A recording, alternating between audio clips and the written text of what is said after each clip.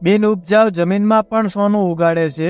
એકવાર આ છોડ રોપી દો તો 40 વર્ષ સુધી 10 લાખની કમાણી કરી શકો છો। જી હા મિત્રો, જો તમારી પાસે પણ બિન ઉપજાઉ જમીન છે અને તમે ખેતી દ્વારા તેનાથી તગડી કમાણી કરવા માંગો છો તો આજે એક એવી ખેતીનો આઈડિયા આપી રહ્યા છીએ જેને ભારતમાં હજુ ઘણા ઓછા લોકો કરે છે અને માંગ પણ ખૂબ જ છે। આ ખેતી કરીને તમે 40 વર્ષ સુધી દર વર્ષે 10 લાખની કમાણી કરી શકો છો। મિત્રો, વાંસની ખેતીને લીલું સોનું પણ કહેવામાં આવે છે। ઘણા લોકોનું તો તેમ પણ માનવું છે કે જે ખેડૂતો લાખોપતિ બનવા માંગે છે તેમણે વાંસની ખેતી તો કરવી જ જોઈએ, કારણ કે વાંસનો વપરાશ ઉદ્યોગ ધંધાથી લઈને ફર્નિચર અને અન્ય ઘણી વસ્તુઓ બનાવવામાં કરવામાં આવે છે। તો મિત્રો, તમને જાણીને એ પણ આશ્ચર્ય થશે કે ઇન્ડિયામાં દર વર્ષે લગભગ 60 કરોડ મિલિયન રૂપિયાનું વાંસ એક્સપોર્ટ કરવામાં આવે છે। એવામાં જો તમે પણ લીલા સોનાની ખેતી કરો છો તો તમે પણ લાખોપતિ બની શકો છો। તો મિત્રો, આવો જાણીએ વાંસની ખેતી કઈ રીતે કરી શકાય।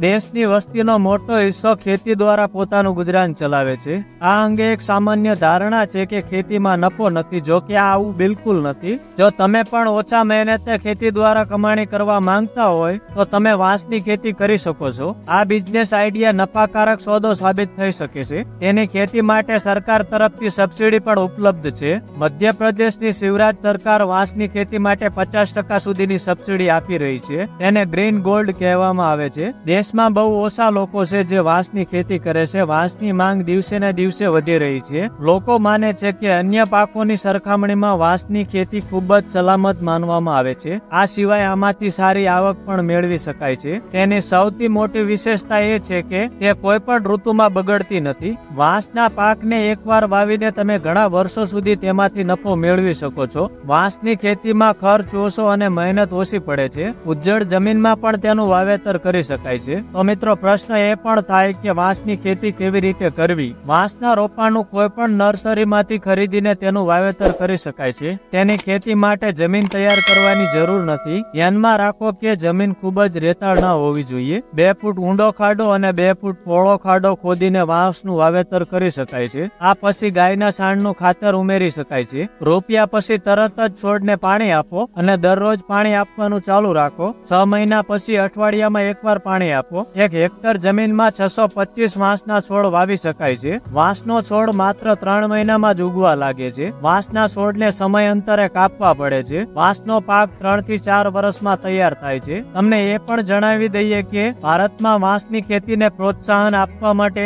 ભારત સરકારે વર્ષ 2006-07માં રાષ્ટ્રીય વાંસ મિશનની શરૂઆત કરી હતી। મિત્રો, પ્રશ્ન એ પણ થાય કે વાંસનો ઉપયોગ કઈ કઈ જગ્યાએ થાય। આ પાક માટે સરકાર દ્વારા સબસિડી પણ આપવામાં આવે છે। કાગળ બનાવવા ઉપરાંત ઓર્ગેનિક કાપડ બનાવવા માટે વાંસનો ઉપયોગ કરવામાં આવે છે। આ સાથે વાંસનો ઉપયોગ સજાવટની ઘણી વસ્તુઓ માટે પણ થાય છે। બાયોગેસ અને ઇથેનોલ બનાવવા માટે વાંસનો ઉપયોગ થાય છે। સરકાર પણ આ પ્રોડક્શનને પ્રોત્સાહન આપી રહી છે। હવે મેઇન મુદ્દો એ છે મિત્રો કે વાંસની કમાણી કઈ રીતના કરી શકાય છે। વાંસનો પાક 40 વર્ષ સુધી ચાલુ રહે છે। 2 થી 3 વર્ષની મહેનત પછી ઘણા વર્ષો સુધી વાંસની ખેતીમાં વ્યક્તિ બમ્પર આવક મેળવી શકે છે। વાંસની ખેતીમાંથી 4 વર્ષમાં 40 લાખની કમાણી કરી શકાય છે। એકવાર લણી પછી પણ તે ફરી ઉગે છે। વાંસના લાકડાનો ઉપયોગ કરીને અનેક પ્રકારની વસ્તુઓ બનાવી શકાય છે। તેમાંથી તમારો નફો અનેક ગણો વધી જાય છે। વાંસની ખેતીની સાથે તલ, અડદ, મગ, ચણા, ઘઉં કે સરસવના પાકોને પણ ઉગાડી શકાય છે। તેથી કમાણી વધી શકે છે।